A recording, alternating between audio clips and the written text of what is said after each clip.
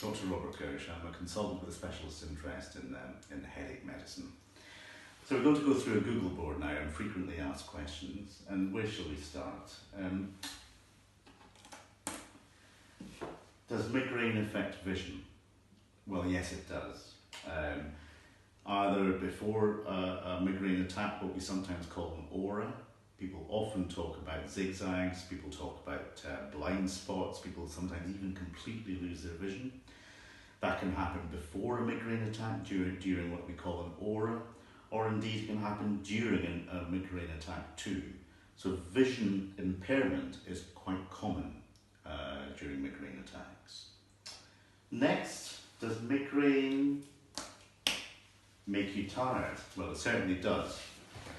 It's very common for people to talk about feeling, in their own words, washed out after an episode of migraine, particularly after an attack which lasts 1 or 2 days.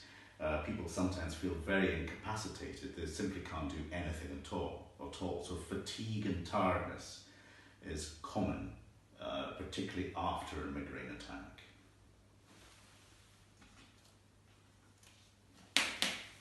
Does migraine cause dizziness? Yes, it can. Particularly during an episode where things can spin round and round. We call that vertigo. So vertiginous symptoms, dizziness symptoms during migraine is common. And indeed, with this, the dizziness can also make people feel quite sick. So it's not an uncommon feature. Dizziness is not an uncommon feature with migraine.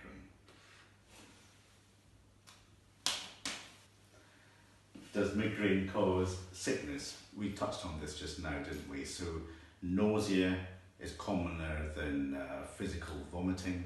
This can happen before a migraine attack, during aura. It can happen during a migraine attack, and indeed, sickness can stop people taking migraine medicines, and that can be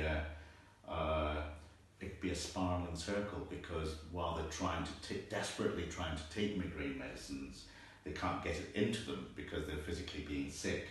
So we have to start thinking about any other methods to help. Can they take medicines that melt under the tongue? Can they take medicines that can be administered through the nose? Sometimes even do they have to administer them, we call it subcutaneously in the skin during an attack. So these are all things that we can do.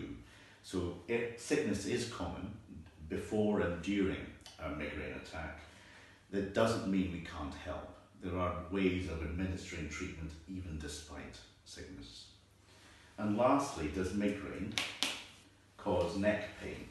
Yes, it can. So migraine itself, yes, most commonly starts on one side of the head, but commonly is throbbing, but that headache can go anywhere, go behind the eyes, it can go to the back of the neck, and we must differentiate this type of migraine pain, which goes from the head to the neck, from sometimes people have neck problems primarily, which in turn can cause migraine.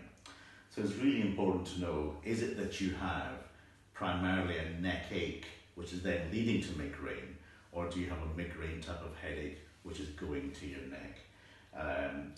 And so neck pain is not uncommon